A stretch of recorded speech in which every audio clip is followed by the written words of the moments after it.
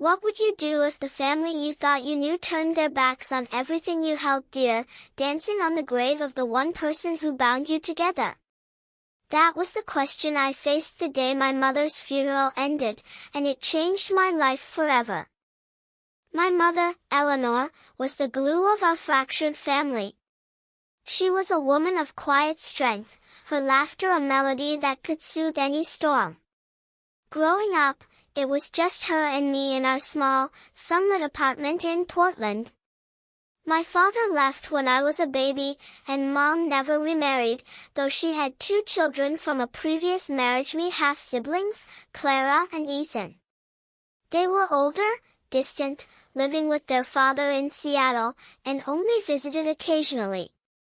To me, they were shadows of a family I barely knew, their visits marked by stilted conversations and forced smiles. But Mom loved them fiercely, always hoping to bridge the gap. She'd say, "Amelia, family is messy, but it's ours. We hold on, no matter what." When Mom was diagnosed with cancer, everything changed.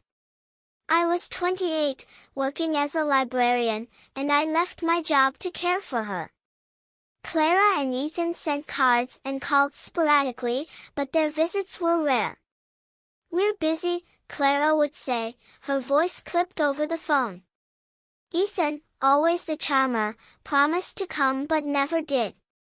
Mom never complained, though I saw the hurt in her eyes. She'd whisper, "They'll come around, Amelia. They will." I wanted to believe her, but resentment simmered in my chest.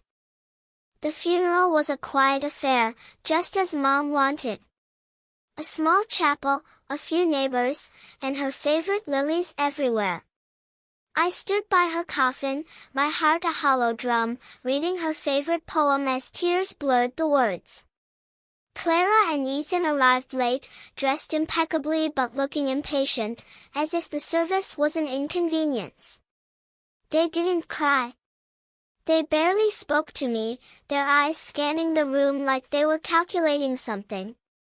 I thought it was grief, manifesting in their own way. I was wrong. After the service, we gathered at Mom's house for a small reception. I was in the kitchen, arranging sandwiches, when I heard music, a pulsing, upbeat tune that felt like a slap. Stepping into the living room, I froze. Clara and Ethan were dancing. Not a somber sway, but a full-on, carefree dance, laughing as if they were at a party. The neighbors stared, shocked, but my half-siblings didn't care. Clara twirled, her heels clicking on the hardwood, while Ethan spun her, grinning. I felt sick. "What are you doing?" I demanded, my voice shaking. Clara stopped, her smile fading to a smirk. "Lighten up, Amelia. Mom's gone. No need to mope forever." Ethan chuckled, adding, "Yeah, let's celebrate her life, not cry about it." Celebrate? I wanted to scream. This wasn't a celebration, it was a betrayal. I fled to my room, slamming the door, their laughter echoing in my ears. That was the moment I knew our fragile family was broken beyond repair. Days later, I found a letter tucked in Mom's desk. It was in her handwriting, addressed to me. My heart raced as I read it. She'd written it during her final weeks, knowing her time was short. "Amelia," it began, "you've been my rock, my heart. I've left everything to you, the house, the savings, all of it. Clara and Ethan have their father's wealth, but you and I built this life together. Be strong, my girl, and do what's right." At the bottom, she'd added, "There's a will in the safe. Use it wisely." The will. I hadn't known about it. Mom had always been vague about her finances, saying she'd sorted things out. I found the safe behind her old painting of the Oregon coast, the combination her birthday. Inside was the document, notarized and clear. Everything went to me. There was no mention of Clara or Ethan. I sat there, stunned, the weight of her trust anchoring me. But there was something else, a smaller note, folded tightly. It read, "They'll fight you, Amelia. They always wanted more. Forgive them, but protect yourself." I didn't want to believe it, but Mom was right. A week later, Clara called, her tone syrupy sweet. "Amelia, we need to talk about Mom's estate. She'd want us to share, right?" Ethan followed up, more direct. "You can't keep everything. We're family." Family? The word tasted bitter. They hadn't cared for her, hadn't even mourned her. Now they wanted her legacy. I said nothing, my silence a wall they couldn't breach. Then came the twist I hadn't expected. While sorting through Mom's things, I found a journal she'd kept during her illness. It wasn't just her thoughts, it was a record of calls and letters from someone named Margaret, a nurse who'd cared for Mom during her hospital stays.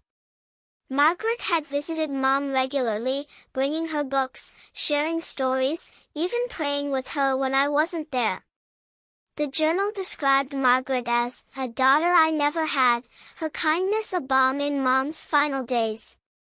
I tracked her down, a soft-spoken woman in her 50s, and met her at a cafe. She cried when I mentioned Mom, her warmth so genuine it broke me.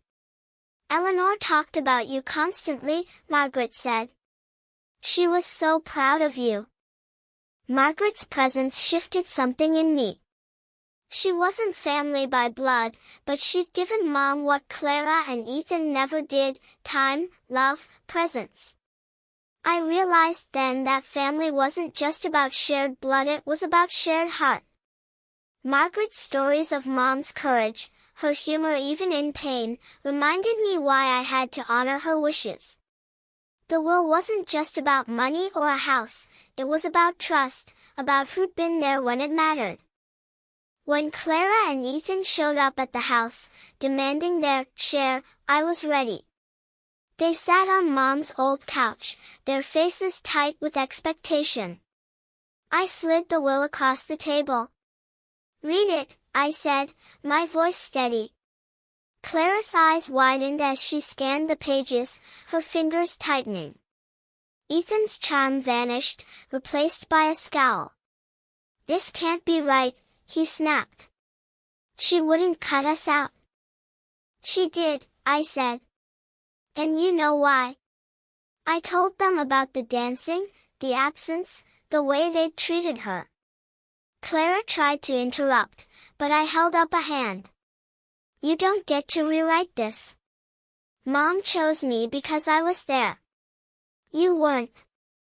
Ethan stood, his face red. "You'll regret this, Amelia. We'll fight it." I didn't flinch. "Try," I said. "But you'll lose." That night, I cut ties. I blocked their numbers, deleted their emails, and locked the door to Mom's house, me house now. It wasn't about greed, it was about justice. Mom had given me everything, not just her possessions but her strength, her clarity. I donated a portion of her savings to the hospital where Margaret worked, to help patients like Mom. It felt right, like a piece of her living on. Months later, I sat on the porch, watching the Oregon rain fall.